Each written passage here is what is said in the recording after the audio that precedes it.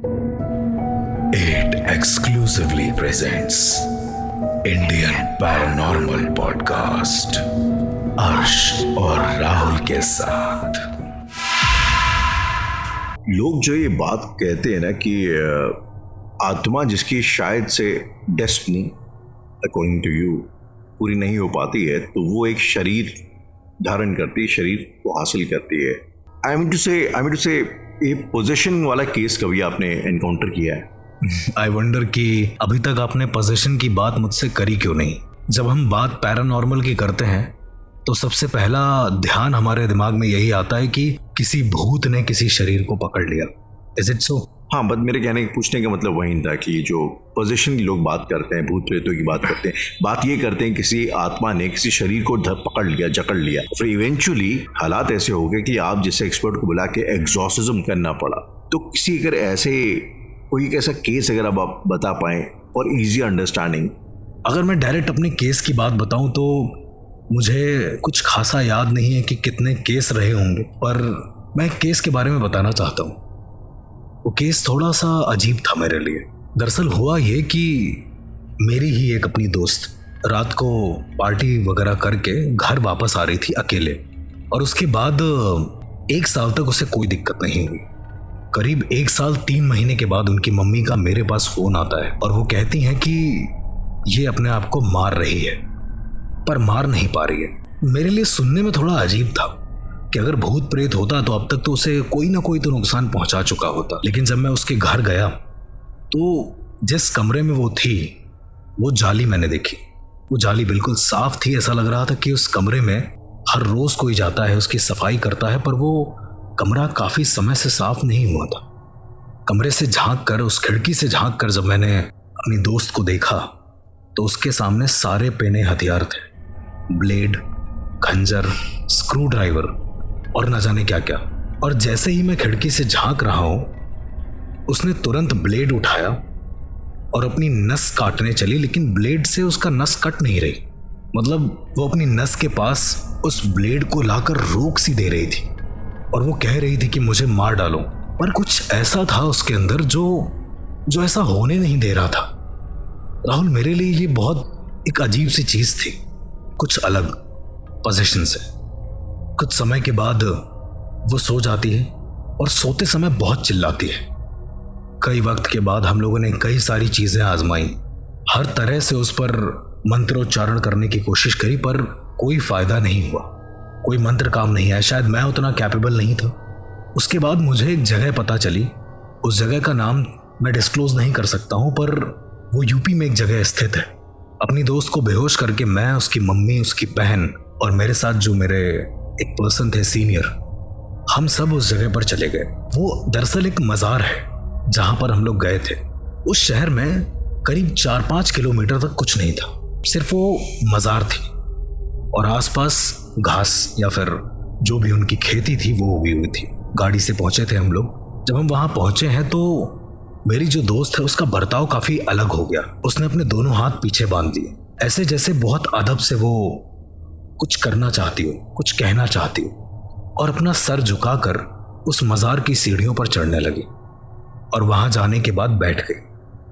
वहां पर एक आप उन्हें हाफिज जी कह लें या पुजारी कह लें या कुछ भी कह लें, वो आए और उन्होंने कहा कि अब इन्हें यहीं छोड़ दो, अब इनकी तालीम यहीं होगी।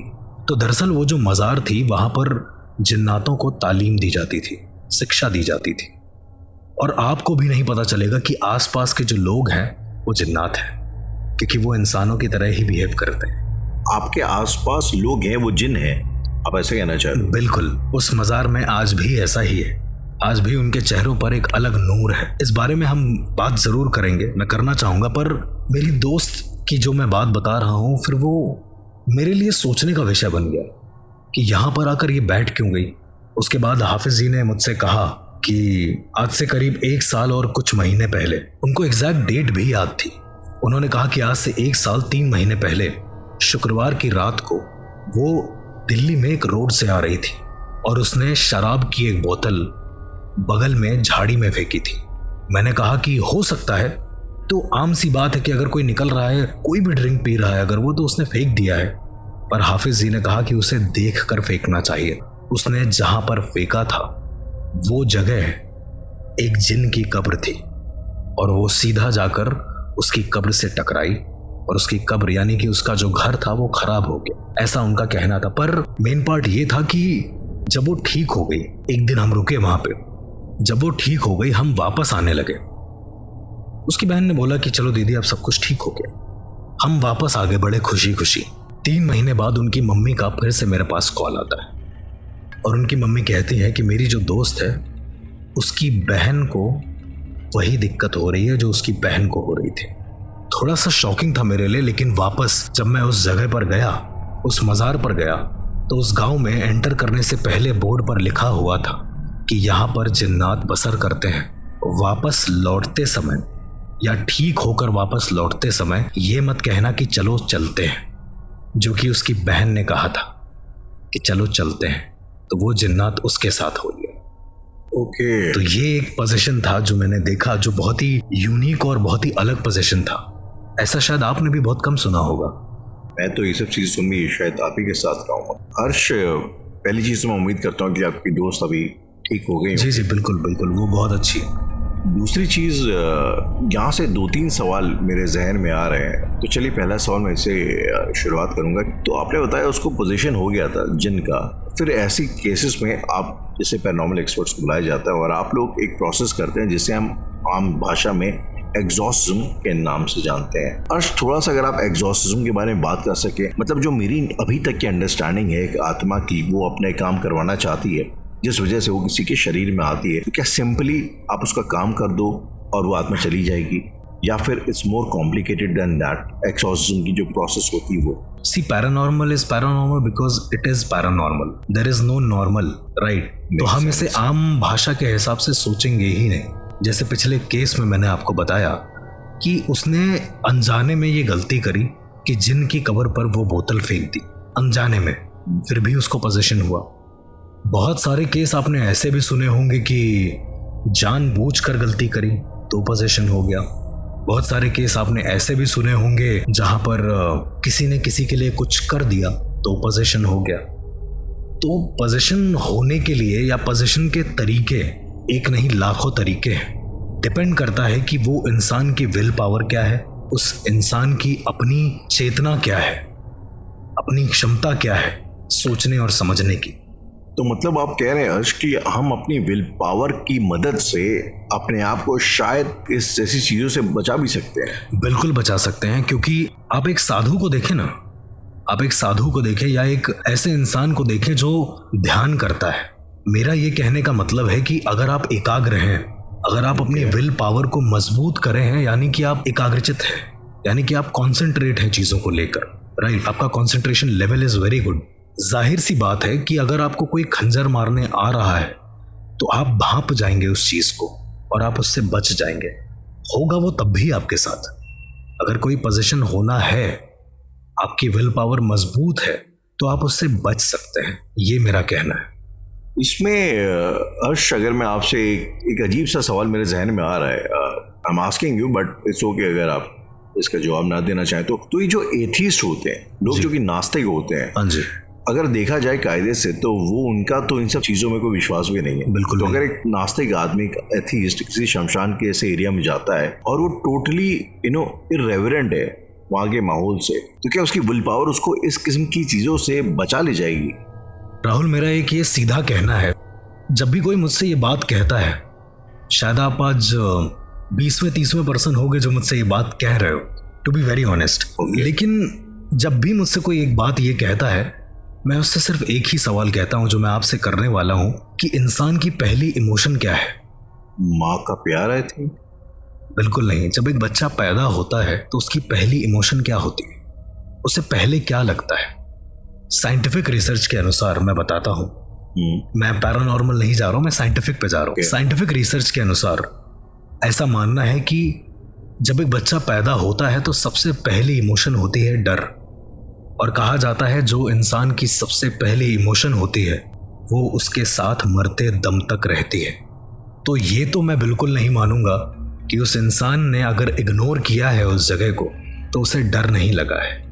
वो एक्सेप्ट नहीं कर रहा है वो बात अलग है। बात यहाँ एक्सेप्टेंस की है, क्योंकि डर तो इंसान का पहला इमोशन है, वो उसके शरीर से जा ही नहीं सकता। अगर एक एथीस्ट भी है, उसको हाथ में चोट लगती है तो उसको दर्द होता है, दोबारा कभी चाकू उसी जगह पर लगने वाला होता है तो उसे डर होता है। यही एक सीधा सीधा मेरा सिद्धांत है कि शायद जो एथीस्ट है, मैं उसके बारे में कोई बुराई नहीं कहूँगा, कि शायद जो एक एथीस्ट है वो आम इंसानों को आम नज़रिए से देख रहा है, लेकिन ऊर्जाएं भी हैं, ये वो नेग्लेक्ट कर रहा है, इग्नोर कर रहा है, ये वो नेग्लेक्ट कर रहा है। तो उस हिसाब से अगर देखें, वो कह रहा है कि ऊर्जाएं नहीं होती हैं, दैट मीन्स वो कह रहा है कि शमशान में ऐसा कुछ नहीं मुझे फील होता है। जी राइट। जी। ऑन दी अदर हैंड वो कह रहा है कि दोबारा अगर चाकू मेरे हाथ पर लगा तो मुझे दर्द होगा और मुझे ये डर है। तो वो भी तो एनर्जीज के बेस पे ही काम कर रहा है, स्टैटिक एनर्जी, पोटेंशियल एनर्जी, वो भी तो एनर्जीज के बेस पे ही बोल रहा है। तो क्या ऐसा पॉसिबल नहीं है कि वो एक एनर्जीज को इग्नोर करके दूसरी एनर्जी पे ज्यादा कॉन्सेंट्रेट कर रहा है, इसलिए वो एथिस्ट है? Once again you know, to a person who is as sceptical as I am, कि अगर आप थोड़ा मुझे ना समझा सकेंगे एक्सोर्सिज्म क्या बेसिकली होता क्या है? सी, अगर सही मायने में देखा जाए तो मैं भी कोई एग्जॉर्सिस्ट नहीं हूँ, मैं सिर्फ एक ऐसा इंसान हूँ, मैं खुद को ऐसा इंसान मानता हूँ जो ऊपर वाले से कनेक्टेड है, जो अगर किसी के लिए प्रेयर करता है, कुछ मांगता है तो वो हो जाता है। ये एक आशीर्वाद है गुरुओं का, ये एक दुआ है एक तरीके की। अगर आप एग्जॉर्सिज्म की प्रॉपर बात करते हैं, पोजेशन के बाद जब हमें मर्ज पता चल जाता है कि आखिरकार उस इंसान को दिक्कत क्या है, सबसे पहला पॉइंट तो यही होता है कि उसके बारे में पता लगाना कि एक्चुअल में क्या हुआ है। और जब हमें पता लग जाता है कि इस पर किसी आत्मा या प्रेतात्मा का साया है, तब हम हीलिंग का एक प्रोसेस करते हैं। इसे एग्जॉर्सिज्म का नाम ना देकर मैं मोस्टली हीलिंग ही बोलता हूँ। उसके पीछे का रीज़न ये है कि एग्जॉर्सिज्म नाम के शब्द को बहुत ज़्यादा एग्जैजरेट कर दिया गया है। आपको ऐसा नहीं लगता? नहीं, मुझे तो एग्जॉर्सिज्म अभी अपने आप में बहुत एग्जैजरेटेड चीज़ लगती है, लेकिन फिर हम केस सुनते हैं, लाइक से सपोज एग्जांपल के तौर पे एनाबेल का, बिल्कुल, या हम तो पता लगती हैं कुछ जगहें जैसे मेहंदीपुर बालाजी है। जी जी। तो मतलब छक मार के आप मजबूर हो जाते हैं कि इन चीज़ों पे दिमाग लगाएंगे, इन सब जगहों की, इन चीज़ों की रियलिटी क्या है। सो फॉर दैट रीज़न मैं आपसे एक्सॉर्सिज्म के बारे में जानना चाहता था। एक केस था जिसमें I think I am pretty sure आपने सुना होगा, जिस औरत के अंदर लूसीफर की आत्मा आ जाती है। जी जी, बिल्कुल बिल्कुल। तो बहुत फेमस केस है, एंड अगर आप थोड़ा सा उस केस के बारे में can just talk about that little bit. जी बिल्कुल राहुल, उस केस के बारे में शायद इंडिया में हर एक इंसान को पता है। आपने भी उसकी स्टडी करी होगी, कहीं ना कहीं न्यूज़ में तो देखा होगा। और उस केस में एक अलग बात थी। वेदों के हिसाब से ऐसा कहा गया है कि एक शरीर में 2 से ज़्यादा आत्माएं नहीं रह सकती, क्योंकि ऊर्जा ज़्यादा हो जाएगी और हमारा शरीर उसको ले नहीं पाएगा, काबू नहीं कर पाएगा। लेकिन ये जो केस था जिसमें एक लड़की के अंदर लूसीफर, जिसे हम किंग बोलते हैं डीमंस का, उसकी आत्मा आ गई थी। ये केस दरअसल बहुत कॉम्प्लिकेटेड था। सही मायने में अगर देखा जाए तो इसकी रियल फुटेज एक बार नेट पर भी लीक हो गई थी, और इसी पर बेस कई सारी पिक्चरें भी बनी हैं, जिसमें से एक जो बहुत एक्यूरेट मूवी बनी है उसका नाम है दी एग्जॉर्सिज्म ऑफ एमिली रोज, और उस लड़की का नाम था एनालीज मिशेल। ताज्जुब की बात यह है कि उसके शरीर पर पोजेशन हुआ। थोड़े दिन तक तो उसे नकार दिया गया, लेकिन जब ये चीज़ें बढ़ने लगी पोजेशन के, जैसे मैंने आपको अभी केसेस में बताया कि क्या क्या हो सकता है, जब चीज़ें ज़्यादा बढ़ने लगी तो पादरी लोगों को बुलाया गया जो एग्जॉर्सिज्म करते हैं। एग्जॉर्सिज्म के दौरान वीडियो टेप ऑन करते हैं वो, ताकि सारी चीज़ें रिकॉर्ड हो पाए। ऑडियो रिकॉर्डर एक होता है जिसमें जो पास में रख दिया जाता है, ताकि ये सबूत मिल पाए कि जो एग्जॉर्सिज्म कर रहा है वो जेन्युइन एग्जॉर्सिज्म है या एक मेंटल डिसऑर्डर है। जब एग्जॉर्सिज्म परफॉर्म किया गया पहली बार, अच्छा उससे भी पहले मैं आपको बता देता हूँ कि इस लड़की पर 70 से ज़्यादा बार एग्जॉर्सिज्म परफॉर्म किया गया है। एक बार एग्जॉर्सिज्म परफॉर्म करने में करीबन 7 दिन लगते हैं। तो अब आप अंदाज़ा लगा लीजिए कि कितने दिन इस पर एग्जॉर्सिज्म किया गया है। और जितने दिन भी एग्जॉर्सिज्म किया गया है, हर बार उसके अंदर से एक डिफरेंट लैंग्वेज में एक आवाज़ आती थी। कोई जिब्रिश बोल रहा है, कोई कोई हिब्रू लैंग्वेज बोल रहा है, कोई टर्किश बोल रहा है। और जब गौर करने पर पादरी ने नोटिस किया कि आखिर ये सब क्या है, तो रिकॉर्डर से सुनने में ये समझ में आया कि वो 7 अलग अलग तरह के डीमंस हैं। 7 अलग अलग तरीके के डीमंस हैं उस लड़की के अंदर। अब यहीं पर शायद आपका सवाल ये आ जाए कि एक शरीर में, अभी मैंने बोला कि 2 आत्माएं से ज्यादा नहीं रह सकता है। तो दरअसल होता ये था कि जब जब उस पर एग्जॉर्सिज्म होता था, वो चीज उस पर से चली जाती थी और एक दूसरी चीज उसके शरीर पर आ जाती थी। तो हर बार, जितनी बार भी एग्जॉर्सिज्म हुआ है, उतनी बार उसके शरीर पर एक नए तरीके के डीमन ने कब्जा किया। और अंत में जब वो अपना नाम लूसीफर बताता है तो सब डर जाते हैं और ये उसका आखिरी समय होता है। मूवी में भी दिखाया गया है और ये रिकॉर्डिंग में भी ये बात है। बहुत साल पहले टेप रिलीज हुआ था, लेकिन फिर उसे गाइडलाइंस की तरफ से डिलीट कर दिया गया। उसमें ये कहा, एनालिस मिशेल ने ये कहा कि मैं मरने की कगार पर थी, मैं मर नहीं पा रही थी। तो मेरे सामने भगवान आते हैं और पूछते हैं कि तुम्हें मेरे साथ जाना है तो चल सकते हो, पर मैंने मना कर दिया।